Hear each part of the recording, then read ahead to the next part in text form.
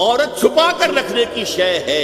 المرأۃ کلھا عورۃ، عورت کہتے ہی اس کو ہے جسے چھپا کر رکھا جائے. ان المرأۃ عورۃ فاذا خرجت، جب وہ گھر سے نکلتی ہے، استشرفها شیطان، اب شیطان جو ہے اس کو طاق میں رکھتا.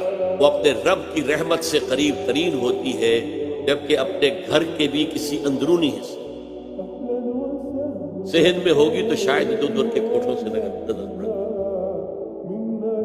اسی لیے فرمایا مردوں کے لیے مسجد میں نماز افضل 28 گنا، اور عورت کے لیے گھر کی نماز مسجد سے افضل، گھر کے صحن کی مسجد سے افضل، دالان کی صحن سے افضل، کمرے میں اس سے افضل، اور کمرے کی کو بغلی کوٹھڑی ہے تو اس میں سب سے افضل. یہ احادیث نبی